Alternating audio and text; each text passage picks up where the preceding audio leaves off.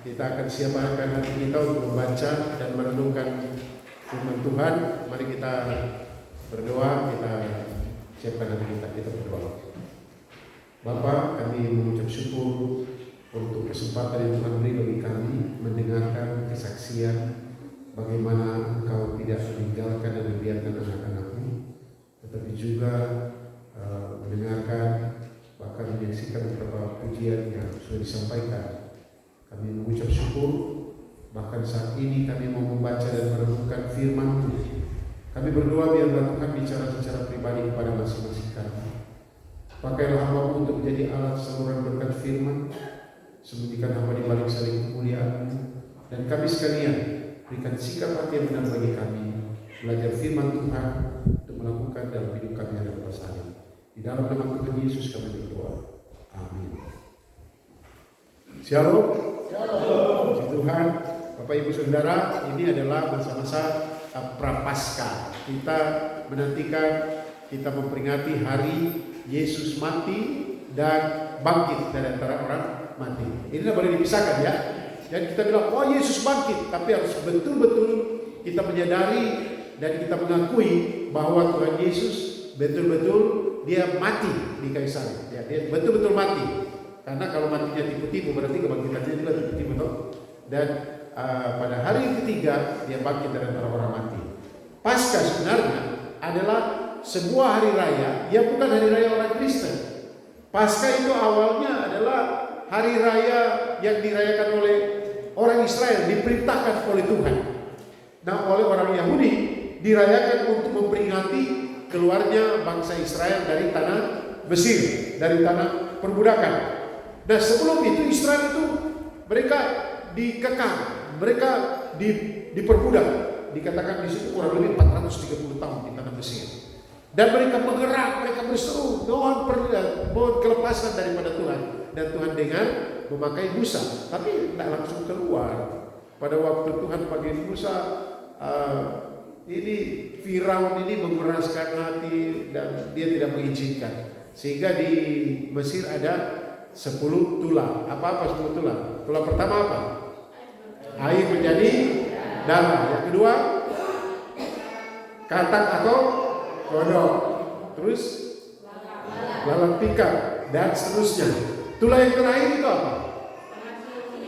Kematian anak-anak sulung. Jadi saudara, kematian anak-anak sulung ini adalah tulah terakhir di mana pada waktu itulah Israel dibebaskan pergi. Bahkan Tuhan menggerakkan hati orang-orang Mesir yang berkekurangan sehingga mereka memberikan apa saja kepada orang Israel pada waktu itu.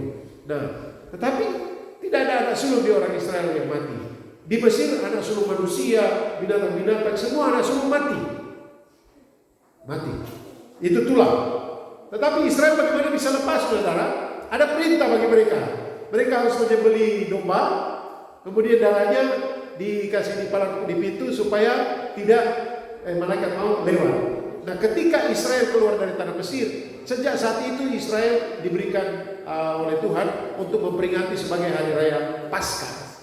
Paskah itu dari kata Ibrani, Pasah artinya lewat. Siapa yang lewat? Malaikat maut. Oleh karena apa? Ada darah domba. Sehingga ketika merayakan Paskah, itu jangan ada yang main game ya, anak-anak. Dengar firman Tuhan. Pada waktu merayakan Paskah ini, mereka diperintahkan untuk mengambil domba jantan, domba yang paling bagus, tidak boleh ada cacat.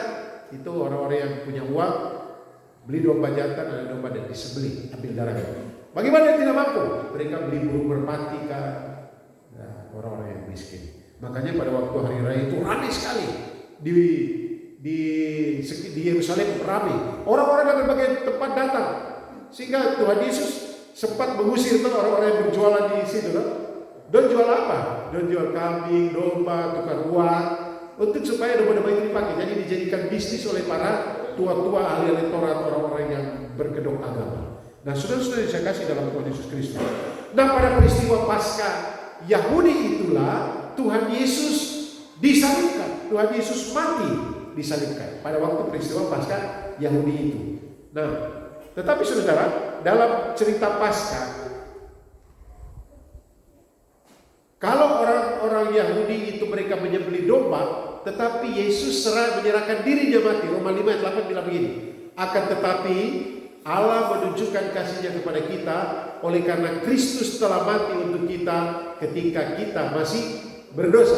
Dalam Roma 5 ayat 8. Jadi kalau orang Yahudi mereka selalu dalam perayaan ada domba, tetapi Yesus menyerahkan dirinya mati hanya untuk satu kali selamanya. Nah, dalam peristiwa Paskah ini saudara, ada banyak peristiwa-peristiwa lain yang terjadi. Yang antara lain yang terdapat dalam Matius 27 ayat 15 sampai 26. Kita akan baca sama-sama. Matius 27 ayat 15 sampai ayat 26. Matius 27 ayat 15 sampai ayat 26. Mari kita baca sama-sama. Ada di sini juga. 1, 2, 3. Telah menjadi kebiasaan bagi wali negeri untuk membebaskan satu orang hukuman pada tiap-tiap hari raya itu atas pilihan orang banyak. Dan pada waktu itu ada dalam penjara seorang yang terkenal kejahatannya yang bernama Yesus Barabas. Karena mereka sudah berkumpul di sana, Pilatus berkata kepada mereka, siapa yang kamu kehendaki kubebaskan bagimu? Yesus Barabas atau Yesus yang disebut Kristus? Ia memang mengetahui bahwa mereka telah menyerahkan Yesus karena dengki. Ketika Pilatus sedang duduk di kursi pengadilan, istrinya mengirim pesan kepadanya, jangan engkau mencampuri perkara orang menang itu, sebab karena dia aku sangat menderita tadi malam. Tetapi oleh kehasutan imam-imam kepala dan tua-tua, orang banyak bertekad untuk meminta supaya Barabas dibebaskan dan Yesus dihukum mati. Ayat 22. Wali negeri menjawab dan berkata, Wali negeri menjawab dan berkata kepada mereka, siapa di antara kedua orang itu yang kamu bebaskan bagimu? Kata mereka, Barabas. Ayat 22. Kata Pilatus kepada mereka, jika begitu, apakah yang harus berbuat dengan Yesus yang disebut Kristus? Mereka semua berseru, ia harus disalibkan. Katanya, tetapi kejahatan apakah yang telah dilakukannya? Namun mereka makin keras berteriak, ia harus disalibkan. Nomor 4, ketika Pilatus melihat bahwa segala usaha akan sia-sia, malah sudah mulai timbul kekacauan, ia mengambil air dan membasuh tangannya di hadapan orang banyak dan berkata, aku tidak bersalah terhadap darah orang ini, itu urusan kamu. Dan seluruh rakyat itu menjawab, biarlah darahnya ditangguhkan atas kami dan atas anak-anak kami. Itu benar terakhir. Lalu dia membebaskan Barabas bagi mereka, tetapi Yesus disesatnya, lalu diserahkannya untuk disalibkan. Saudara-saudara, tema khotbah saya pada saat ini adalah Yesus Barabas atau Yesus Kristus. Artinya begini, pilih Yesus Barabas atau Yesus Kristus. Saudara-saudara, kita orang-orang percaya harus bijaksana di dalam membuat pilihan. Kita selalu diperhadapkan pilihan, betul. Kita keluar di sini misalnya saja contoh. Jangan ada yang tersinggung ya. Pas jalan, pakai kendaraan, pakai motor, tiba-tiba lampu merah, kosong, tidak ada kendaraan, tidak ada apa-apa, tapi merah. Berhenti atau terus? Yang terus siapa? Sakit tangan. Harusnya merah itu artinya apa? Itu pilihan, toh pilihan itu tidak. Pilihan. Tapi hati di kiri kanan, ini orang wah, tinggal saya sendiri ini, bagaimana ini? Hati bilang, merah itu berhenti. Tapi pikiran boleh bilang lagi begini, tapi semua jalan kosong. Itu kan pilihan. Sudah sekarang itu contoh. Tetapi orang percaya harus bisa bijaksana dalam membuat pilihan. Orang Kristen harus bijaksana dalam menentukan pilihan. Apalagi pilihan itu yang diperhadapkan dengannya berkaitan dengan kebenaran. Ketika kebenaran itu sedang diadili, maka misalnya kita dalam posisi di situ, kebenaran sedang diadili, kita memilih siapa? pilihan yang ini kan, yang itu. Pertanyaannya saudara-saudara, mengapa orang percaya harus bijak dalam membuat pilihan?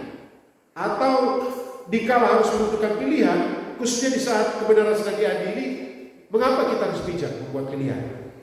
Nah, bertitik tolak dari kisah Tuhan Yesus yang sedang diadili oleh Pilatus yang terdapat dalam Matius 27 ayat 15 sampai 26, kita akan mempelajari ada 3 alasan. 3 alasan mengapa kita harus bijak dalam membuat pilihan, cara khusus bila sedang berhadapan dengan kebenaran yang diadili. Yang pertama, kita lihat ayat 15, kira-kira apa? Saya baca lagi ayat 15 ya. Bapak Ibu, kita sambil belajar bagaimana menyusun khotbah.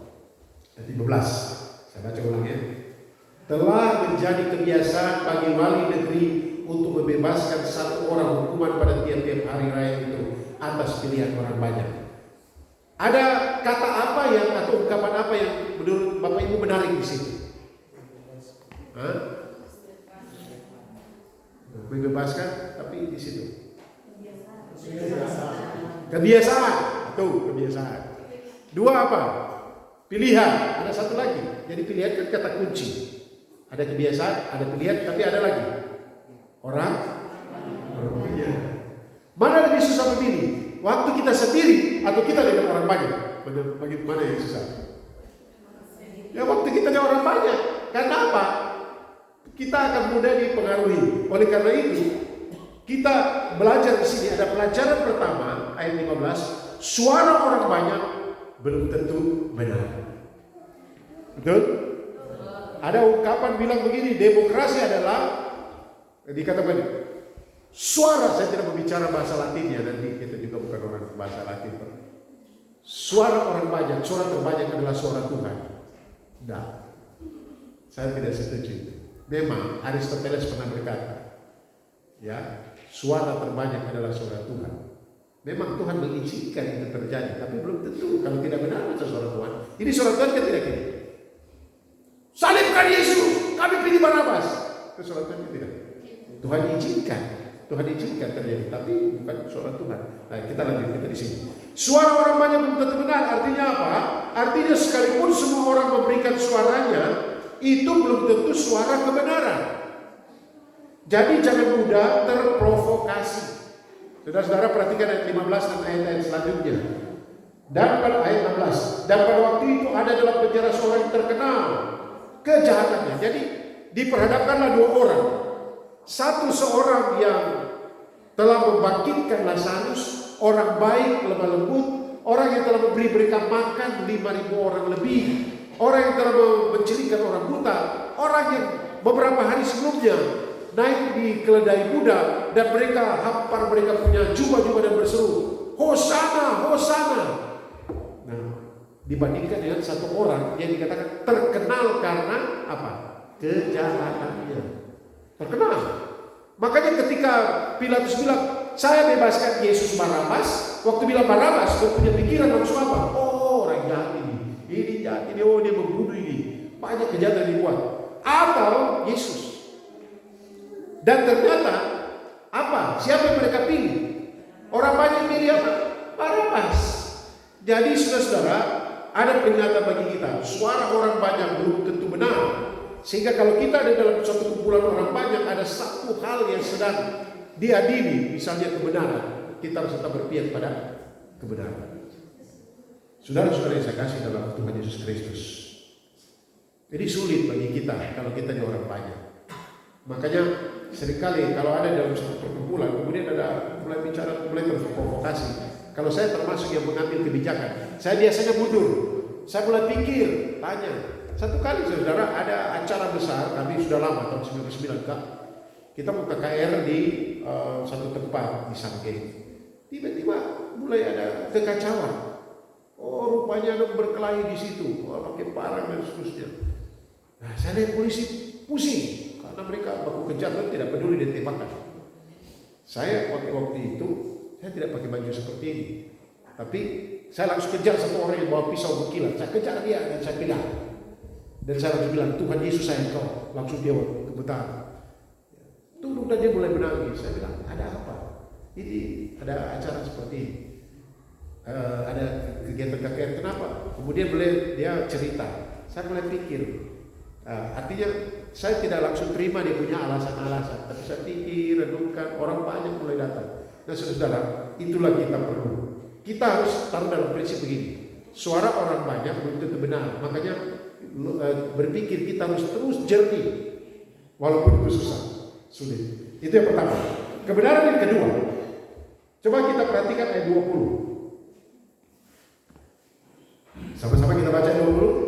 1, 2, 3. Tetapi oleh hasutan imam-imam kepala dan tua-tua, orang banyak bertekad untuk meminta supaya Barabas dibebaskan dan Yesus dihukum mati. Saudara-saudara yang dikasihi dalam Tuhan, kebenaran atau pelajaran yang kedua ialah suara para pemimpin belum tentu benar. Tadi suara orang banyak belum tentu benar. Sekarang suara pemimpin belum tentu benar, termasuk yang berkhotbah. Orang tidak semua khotbah itu kebenaran. Ada khotbah adalah curhatan isi hati. Ada khotbah itu adalah perasaannya dicurahkan. Bahkan dipakailah mimbar untuk hal-hal yang sifatnya menyesatkan. Bahkan di mimbar disalahgunakan berkaitan dengan provokasi politik. Tidak bisa, tidak boleh. Yang saya bilang mimbar bukan kayu, tapi forum di mana bawa nama agama. Secara khusus kita Bapak Tuhan. Minta maaf, ini agak kencang, agak keras. Suara para pemimpin belum tentu benar. Artinya, sekalipun dia seorang pemimpin atau tokoh, bahkan tokoh agama sekalipun, dia memberikan pendapatnya, belum tentu itu benar. Apalagi jika pendapat itu bersifat, apa disebutkan di situ, kata penting apa dia 20? Tetapi oleh apa? Hasutan. Apalagi dia bicara dalam rangka menghasut. Coba Bapak Ibu cari tahu apa arti hasutan. Hasutan itu artinya karena iri hati. Mereka iri toh, karena Yesus mulai terkenal. Karena dia menyembuhkan, dia membangkitkan, dia memberi makan orang, dia mengajar dengan lembut, bahkan dikatakan dia mengajar dengan berkuasa. Dan mereka mulai iri, mereka kehilangan pamor. Karena iri hati itulah, maka mereka mulai merancangkan bagaimana menangkap dan membunuh Tuhan Yesus. Saudara, coba lihat. Dikatakan sini orang banyak apa? Bertekad. Kenapa mereka bertekad supaya Barabas dibebaskan dan Yesus dihukum mati? Karena sudah dihasut. Saudara, perhatikan ayat 20 itu. Oleh kehasutan kepala dan tua-tua. Nah, hasutan itu didorong oleh perasaan dengki. Itu kan kita lihat di dalam ayat yang keberapa? 18. Ayat 18 bilang apa? Iya, siapa iya? Pilatus. Pilatus memang mengetahui bahwa mereka telah menyerahkan Yesus karena apa? Karena dengki. Apa itu dengki? Dengki adalah perasaan marah, benci, tidak suka yang biasanya muncul oleh karena iri hati. Bapak Ibu Saudara, hati-hati kita kalau mulai iri hati. Mudah-mudahan di gereja ini jangan kita iri hati. Banyak kali kan ada orang datang di ibadah pada waktu, apalagi yang datang lambat masuk, udah mulai lihat itu baju dari atas sampai di bawah dulu. Baju dari bawah nih, hati-hati jaga. Atau pas lihat ini kan sedang terkenal, tasnya branded itu apa branded? Ya kebanyakan kan kita di sini pakai tasnya KW, kelihatannya mereknya benar, tapi saudara, saya juga bingung. Tas itu sampai miliar-miliar mau bikin apa ya? Apalagi full. Nah saudara, ada kalanya orang datang dan dia mulai, wah, dia oh ini apa kok bicara begitu? Hati-hati kalau iri hati dipelihara, lama-lama dengki akhirnya, lama sekali dia di situ.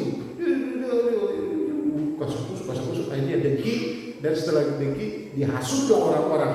Kita itu dia, wah itu hati-hati ya, hati-hati. Pilatus tahu itu.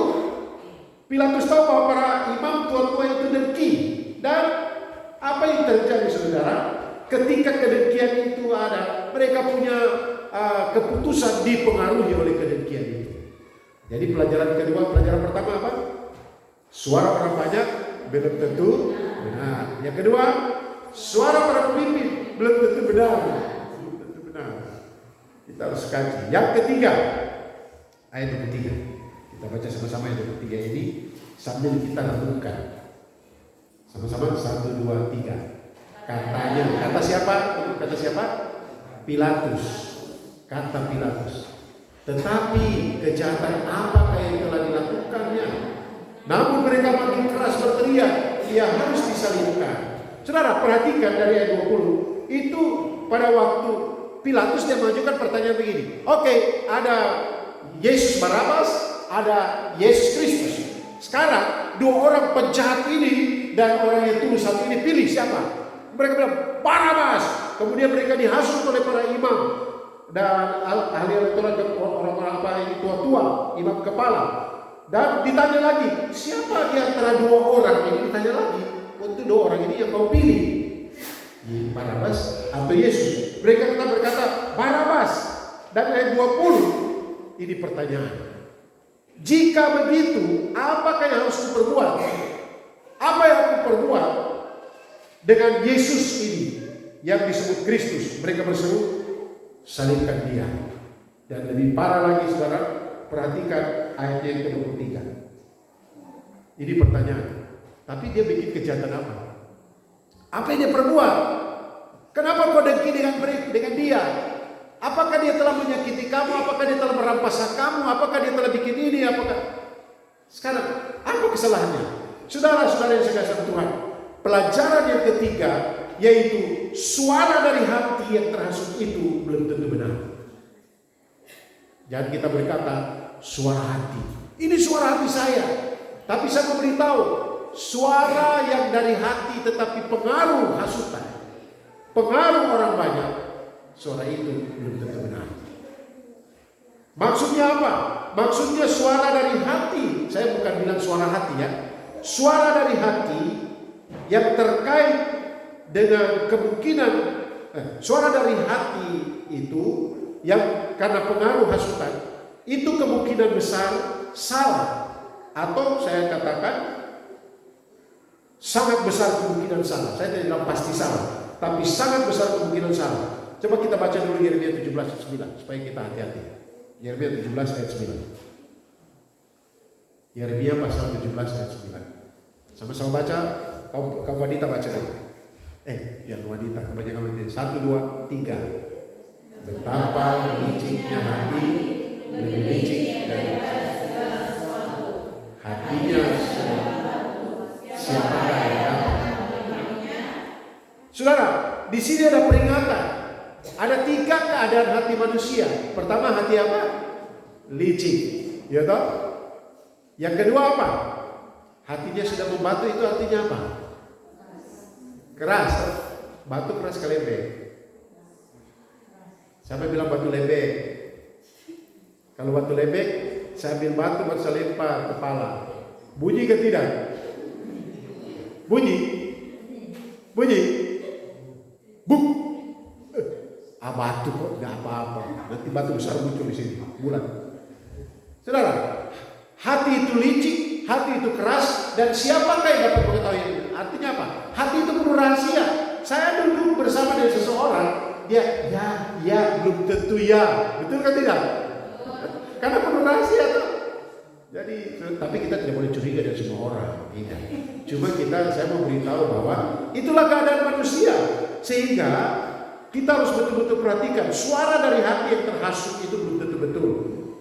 Mengapa? Yeremia 17 ayat 9 mengatakan hati itu keras, hati itu licik, keras, dan penuh rahasia. Nah, karena hasutan para pemimpin, orang banyak itu sudah terhasut, tidak menggunakan akal sehatnya lagi. Saudara-saudara, itu ayat 21 jelas ya, ayat 21, 22. Ini Pilatus sampai tanya heran-heran. Coba kita lihat ayat 21 dulu. 21 lagi ulang. Dia tanya heran begini, siapa di antara dua orang yang kamu hendak kubebaskan? Pasti dia pikir begini, pasti mereka pilih orang baik, betul kan tidak? Dia tahu, tapi ternyata mereka tidak pilih orang baik, mereka pilih orang jahat, terkenal jahat. Pertanyaan kedua, ayat 22. Pilatus tanya lagi, ayat 22. Jika begitu, apa yang harus kuperbuat? Nah, ini kan orang baik yang kamu sudah pilih, toh? Jadi yang mau dibebaskan ini orang jahat. Sekarang orang baik saya sudah pilih. Saya mau pilih orang baik ini. Sekarang orang baik ini kita bikin apa? Udah jawab apa? Orang baik itu disalibkan. Benar toh? Iya, harus disalibkan. Tidak jelas kan orang baik itu memang. Iya, harus disalibkan. Sekarang pertanyaan ketiga, ayat 23. Ayat 23 dia tanya, sekarang saya mau tanya kau, dia bikin kejahatan apa? Dia bikin kau apa? Orang yang berakal sehat, dia langsung pikir begini, dia membangkitkan Lazarus, dia memberikan kami makan. Dia betul ke tidak? Kemungkinan besar orang yang bergerak itu, mereka itu diberi makan karena 5.000 orang laki-laki tanpa perempuan, tanpa hiduplah perempuan dan anak-anak. Jadi kemudian saudara, ketika Yesus tanya, jadi untuk orang baik itu, apa yang orang dia lakukan sih kamu? Wah, tidak pikir bahwa Yesus sudah buat kebaikan. Tetapi semakin keras, jadi akal sehatnya nak jalan. Jadi saya katakan begini, suara hati yang sudah terhasut, ingat baik-baik ini, cenderung suara hati itu adalah suara hati yang tidak memuat kebenaran. Akal sehatnya nak jalan. Kalau saya catat di sini begini, saya tulis begini. Oleh karena hasutan itu, maka logikanya nak jalan, akal sehatnya jalan. Pilihan mereka sudah bulat karena sudah tidak menggunakan akal sehat. Saudara, makanya ayat Alkitab bilang begini, kita baca Amsal pasal 4 ayat 23. Ini ayat Alkitab bilang begitu, jaga hati kita. Amsal 4 ayat 23. Ada lagunya, jagalah hatimu dengan kewaspadaan. Sama-sama baca, 1, 2, 3. Jagalah hatimu dengan segala kewaspadaan. Mengapa? Karena dari situlah terpancar kehidupan. Jadi saudara, yang dimaksud firman Tuhan adalah dari peristiwa pilihan mereka. Mereka pilih Yesus Barabas daripada Yesus Kristus. Mereka pilih orang jahat daripada orang yang tulus. Mereka pilih orang yang telah berbuat banyak kebaikan dan kejahatan daripada orang yang telah berbuat banyak kebaikan. Dan mereka pilih itu, dan itu karena hati nuraninya sudah dicemari. Karena itu jagalah hati kita dengan kewaspadaan, karena dari situlah terpancar kehidupan. Biarlah momen kita akan merayakan Jumat Agung dan Paskah ini, kita betul-betul mengingat, saya harus selalu buat pilihan yang tepat, bijaksana. Dan ingat baik-baik 3 peringatan ini, suara orang banyak belum tentu benar. Yang kedua, suara para pemimpin belum tentu benar. Yang ketiga, suara dari hati yang terhasut itu belum tentu benar. Yang benar adalah suara Tuhan dari firman Tuhan. Baca firman Tuhan. Tuhan memberkati kita berdoa. Segala puji, hormat dan sembah hanya bagi Dia, Tuhan yang punya firman, yang telah memberkati kami dengan firman-Mu. Tuhan Yesus, tolonglah kami, sehingga kami selalu dalam kehidupan kami dengan bijak membuat pilihan secara khusus berkenan dengan kebenaran. Biarlah kami terus memilih kebenaran. Hanya Roh Kudus, tolonglah kami, tuntunlah hati kami senantiasa. Banyak kali kami diperhadapkan dengan duniawi, hal-hal duniawi. Tolonglah kami untuk melihat dengan jernih dan menyenangkan hati Tuhan. Karena Tuhan sayang dengan orang-orang yang memilih kehendak Tuhan. Kami bersyukur untuk firman-Mu. Kami memohonkan kekuatan Roh Kudus melakukan firman-Mu. Dalam nama Tuhan Yesus kami berdoa. Amin. Saya kembalikan kepada saudara.